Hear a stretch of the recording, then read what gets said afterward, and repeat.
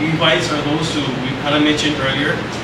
The Levites are those who work, took care of the temple. Okay? And these people, outwardly, supposedly they're supposed to be God's chosen, the elect, right? Well, you guys know what I mean, okay? Yeah. But, all of, they're God chosen to do this. Not anybody can go in the temple and do whatever the Levites and the priests had to do. It had to be them. It had to be from that bloodline. Okay, and what they did, they noticed, and they just walked by. And I tell you guys, we see that every single day out there. And maybe that's one of you guys. Maybe that's me. But a Samaritan, as he journeyed, came where he was. When he saw him, he had compassion. He loved. His heart was broken. He saw, the Samaritan saw a Jew that's beaten up. Maybe they said maybe naked, and he had compassion. Okay? And compassion always equals to a result of action. Always. The right compassion always will produce love, produce good works. Always. And if our conscience is awakened to that, and if we're sensitive to the Spirit, it will produce these things, this fruit. It will. And these, as we know, that the Samaritans, and I mentioned again, they're opposites. Okay? They don't like each other. Okay? On the next day, when he departed, he took out 2 denarii, gave them to the innkeeper, and said to him, "Take care of him, and whatever more you spend, when I come again, I will repay you." So which of these 3 do you think was neighbor to him who fell among thieves? So we got the Levite, we got the priest, and we got the Samaritan. Okay? So Jesus is asking this question to a lawyer. He's a Jew, he's a lawyer, and everybody knows the answer. Everybody sitting there knows the answer. Who did the right thing? What is required? Which of these 3 was neighbor to him? Which one of these 3 loved him? Was compassionate? Okay. What do you think he's gonna say? I tell you one thing, he's not going to say the Samaritan. And he said, "He who showed mercy on him." Then Jesus said to him, "Go and do likewise." That's the command, right? Go is an action. When Jesus said, "Go out into the world and preach the gospel of the kingdom," that's an action. Actually, it's like go to work. It's funny because when your boss says to go to work, we go work. When Jesus says, go work in my field, like, I get burnt out at work. Now you think they go in the field. But honestly, it's like Jesus says, go. My burden is light. Just go. We fight. A lot of church boards, maybe not us in the room, but a lot of church boards were like, get sports on right now. Maybe after. Then that happens, you never get to it, but God knows your heart in the first place. So Jesus says, go and do likewise. Go and be merciful.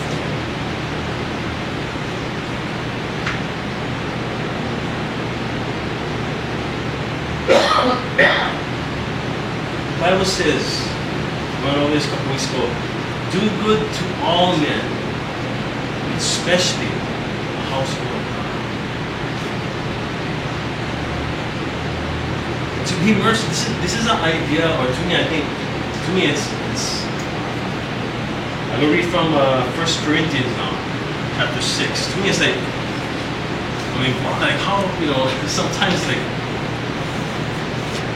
when Jesus says to die to yourself, he meant, not literally, but he really meant it. He really meant it. These things that the Bible talks about, how we should live in the world and how we should live within the church, it is not, it's totally opposing in the world that we live in. Even at this time, no matter what. No matter what country you're in the world. And it opposes God's teachings. So to be merciful.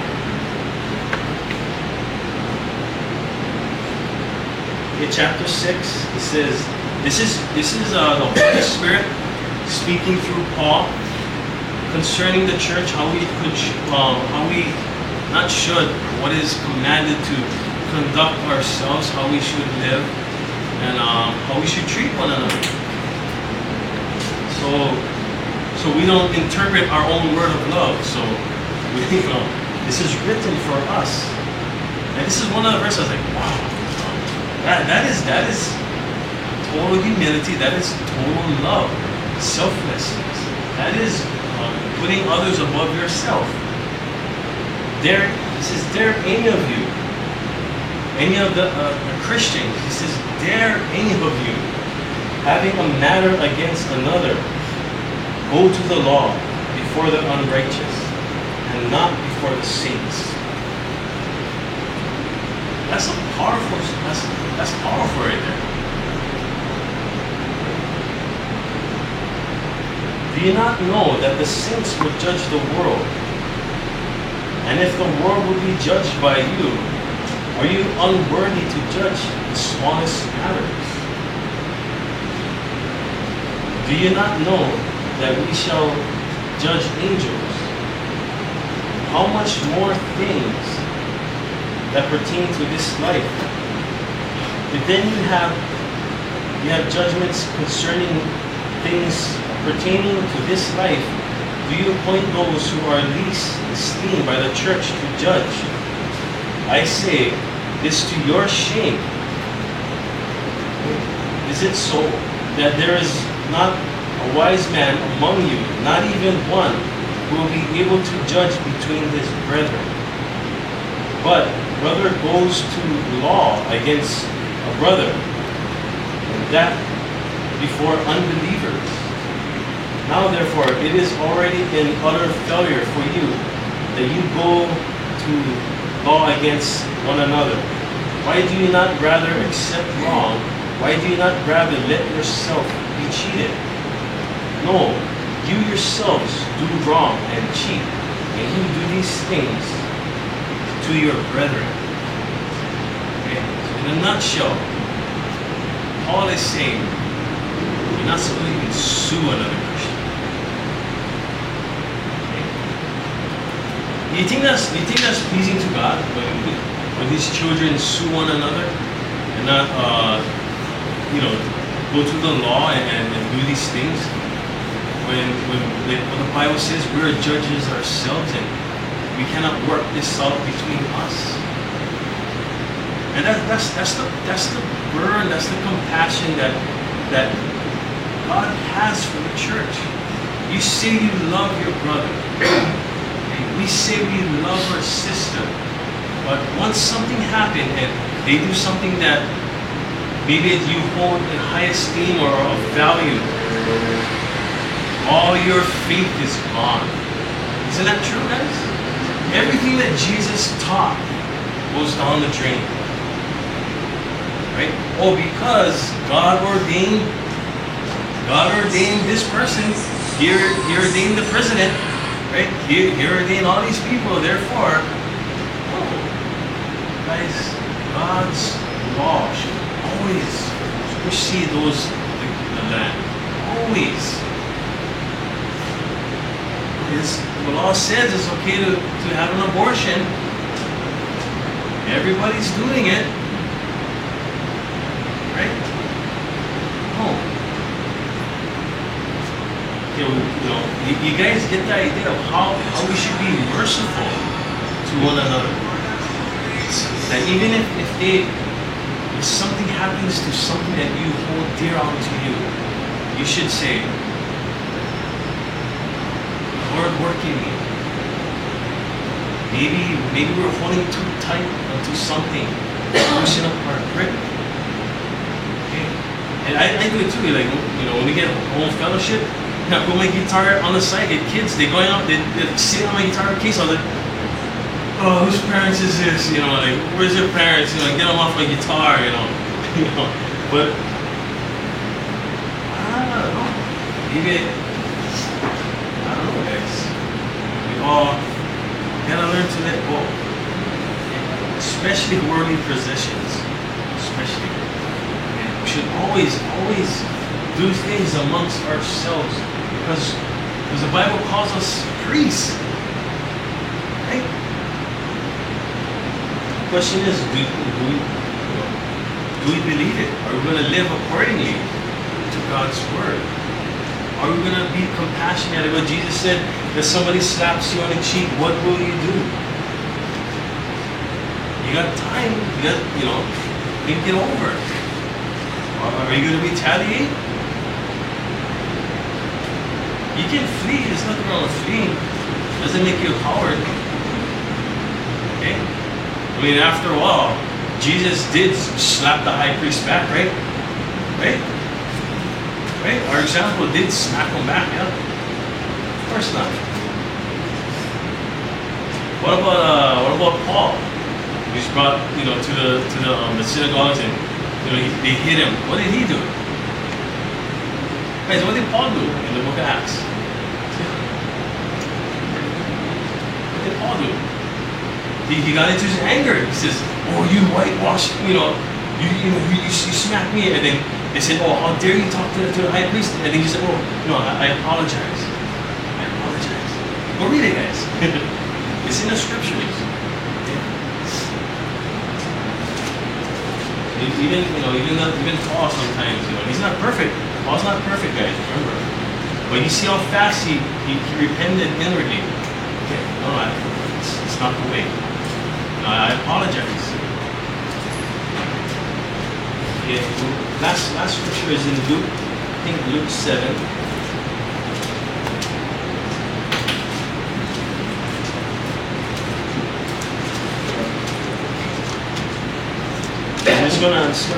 Luke 6. And everything, guys, everything always boils down to this word love. Okay? This word that's just thrown around and spoken of, and people have no idea what that means. Because we give our own interpretation of what love is. Okay? And I always, when I speak about love, I always go back to the scripture, among others. Okay? In chapter 6, verse 27, Jesus says, "But I say to you who hear, love your enemies, do good to those who hate you, bless those who curse you, and pray for those who spitefully use you. To him who strikes you on one cheek, offer the other also. And from him who takes away your cloak, do not withhold your tunic either. Give to anyone who asks of you, and from him who takes away your goods, do not ask them back." Guys, does this describe any of you guys? Honestly, does what Jesus just said, does it describe you? Personally, you don't have to answer it out, but really, Jesus is saying this is what Christianity is, guys. Okay, this is how we live. This is how I live. This is how I expect you guys to live too. So he's saying all these things. Is it just nice poetry that we put on our Facebook? Or is it something that we live by? But if you love those who love you, what credit is that to you? For even sinners love those who love them. It's pretty straight up. He says, you have worldly love if you just love your wife or your husband or your kids or your family members, because the sinners do the same. The heathens do the same. So Jesus is saying, I'm not impressed. This is not the love that I'm describing. Okay? He goes on. He doesn't leave us dangling. Okay? And if you do good to those who do good to you, what credit is that to you? For even sinners do the same. Also, if we do good deeds, which we should be, there should be a lifestyle. If it's just for those who we do it because they give us a pat on the back, or whatever, or they give us, you guys know what I mean. Or sometimes even praise, you're like inward, like, yeah, that's what I came for, just to keep it real, and even those things. And if you lend to those from whom you hope to receive back, what credit is that to you? For even sinners lend to sinners to receive much back. So we kind of see where Jesus is going here. Guys, I remind you guys, Jesus is speaking about your enemies. Okay? Jesus is taking at this point in context, talking about loving your enemies. Okay, but love your enemies. Do good and lend. This is the condition, hoping for nothing in return. And your reward will be great, and you will be sons of the Most High. For He is kind to the unthankful and evil. This is where the summary. Therefore, again, therefore is kind of like a summary of everything Jesus just spoke about. Right? We know this. Therefore, be merciful. Okay? Not according to what you think mercy is, but be merciful just as your Father also is merciful. And we always see that how Jesus always compares. You should be like, you will be like this because God is this. As for no other reason. You're not this to obtain or exalt yourself or trying to receive something. You are this because your Creator, your Father is this. Be perfect as your Father in heaven is perfect. Be merciful as your Father in heaven is merciful. Forgive one another as your Father in heaven forgives you. To your enemies, guys.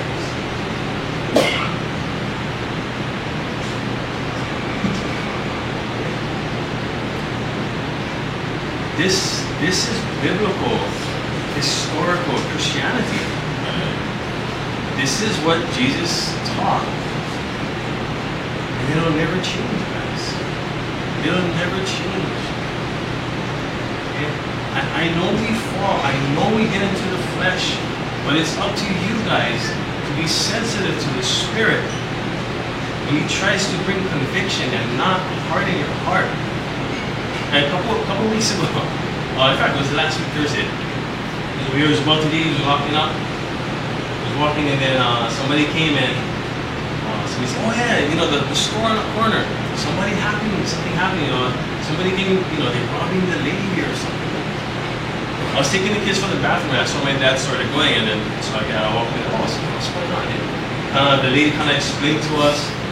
So we go over there, and the lady is trapping this guy in the corner.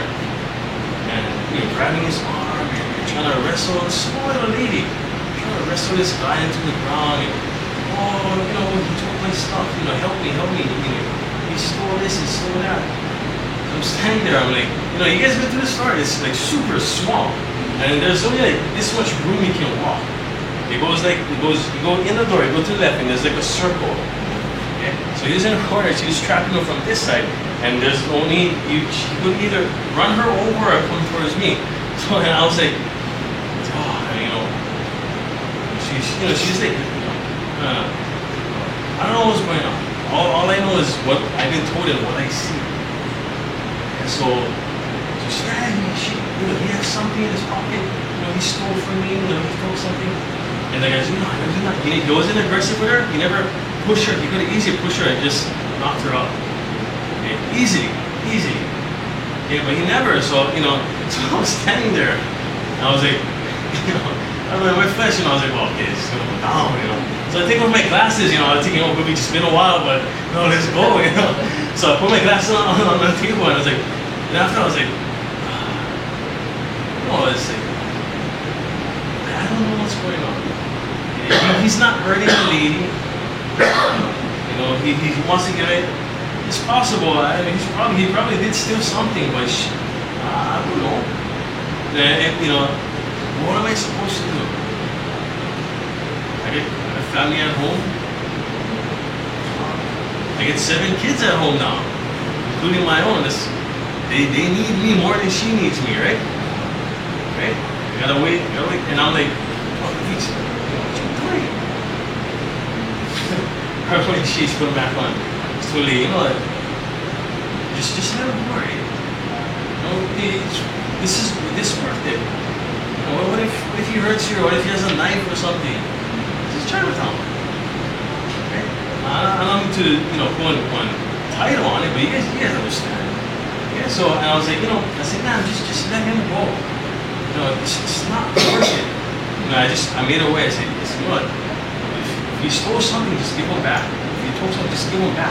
I'm in no authority now. I'm a police officer. Just give him back. He said, yeah, I never take nothing. I moved on the way. As long as he never harmed her, I was okay. Okay? I was okay. And he left. She chased him. She come back and said, why you don't help? Why you don't help? You know this. Why you don't help? There was no why you don't help. You're in Chinatown. You're selling alcohol. You're selling all these stuff, and you expect none of these things to happen. Why don't you stop this? Why don't you stop this? If you don't want to get harmed,